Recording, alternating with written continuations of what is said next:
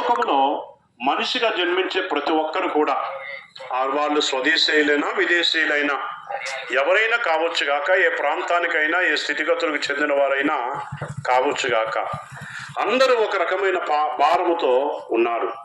అది పాప భారము. ప్రియులారా, ఈ యొక్క పాప భారము ఏ మనిషి కూడా తీసివేయలేడు. ఏ భారమైనా ఎవరైనా సహాయం చేసి తీస్తే తీయొచ్చేమో కానీ పాప భారం మాత్రం తీసివేసిన సామర్థ్యప శక్తి ఏ ఒక్కరికి లేవు. ప్రభువైన యేసుక్రీస్తు వారు ఒక్కరే మన పాపం నుంచి మనకి విముక్తి చేయగలడు. ఎందుకండి ఆయన మాత్రమే మన పాపం నుంచి మనం విముక్తి చేయగలుగుతాడు అంటే, ఆయన పాపము లేనివాడు, పాపము ఎరుగనివాడు, పాపము చేయనివాడు. కనుకనే పాపులమైన మనలను క్షమించగల, రక్షించగల సమర్థుడు. దేవుని వాక్యం ఏం చెప్తుంది అంటే, ప్రియులారా, మా యొక్క మార్క్స్ వార్త 2:10 పాపములను క్షమించుటకు భూమి మీద మనిషి కుమారునికి అధికారము కలదని మీరు తెలుసుకొనవలెను అని వ్రాయబడింది. ఇంతకు పాపము పాపము పాపము అంటున్నారు కదండి, ఎవరు చేశారంటారా పాపం అని అనొచ్చు. ప్రియులారా, చిన్నప్పటి నుంచి భక్తి వైరాగ్యాలతో పెరుగుతూ ఉన్నాను, నేను పాపిని ఎలా అవుతాను అనుకుంటున్నావేమో. పరిశుద్ధ గ్రంథం ఏం చెప్తుంది అంటే, రోమాపత్రిక 3:23 ఏ భేదమును లేదు, అందరూ పాపము చేసి దేవుడు అనుగ్రహించిన మహిమను పొందలేకపోతున్నారు అని వ్రాయబడింది. పాపానికి కులమని, మతమని, గొప్పవారిని, కొద్దివారిని, జ్ఞానులని, అజ్ఞానులని, చదువుకున్న వారిని, చదువులేని వారని భేదమేమో కూడా లేదు.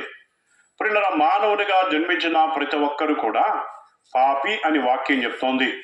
కీర్తన గ్రంథంలో 51వ కీర్తన 5వ చరణంలో, నేను పాపములో పుట్టినవాడును, నా తల్లి పాపములోనే నన్ను గర్భము ధరించింది అని ఒక రాజు గారు చెప్తున్నారు.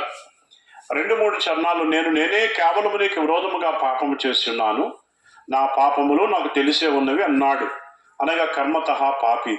ఈ జన్మ కర్మ పాపము నుంచి విముక్తి చెందటానికే ప్రభువైన యేసుక్రీస్తు వారు 2026 సంవత్సరాల క్రితం మహిమను వచ్చి ఇహమునకు వచ్చి సర్వ మానవాళి పాప ప్రాయశ్చిత్తార్థము నిమిత్తమై కల్వరిలో మరి యజ్ఞ బలి పశువుగా వధింపబడి తన రక్తాన్ని చెందించాడు.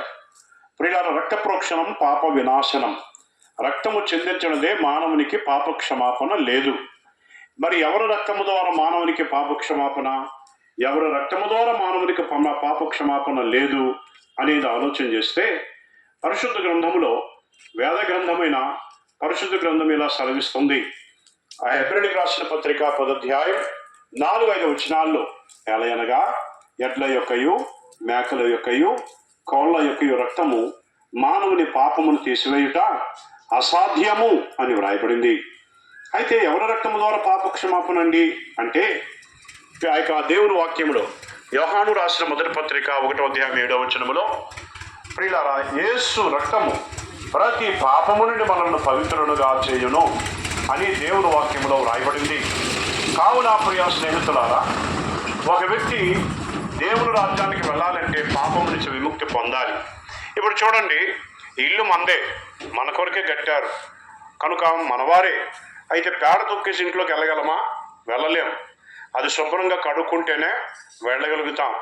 మన పిల్లోడే, చిన్నపిల్లోడే, అభము శుభం ఎరగినటువంటి వాడే కనుక అశుద్ధం వెళ్ళేసి అందులో పొరులుతున్నాడు. ఇంట్లోకి తీసుకెళ్ళిపోయి గడ్డ మీద కూర్చుని పెట్టగలమా? చేయలేము.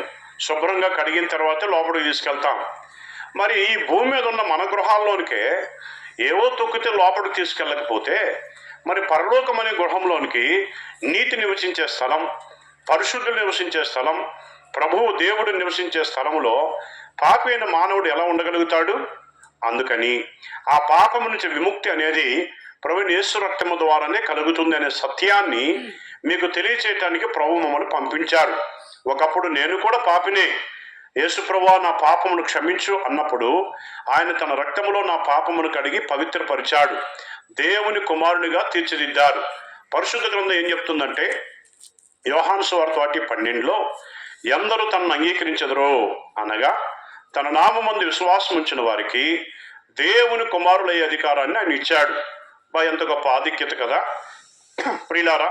మరి ధన్యత ఈ గ్రామ ప్రజలకు, మీకు కూడా ఇవ్వాలని దేవుడు కోరుకుంటున్నాడు.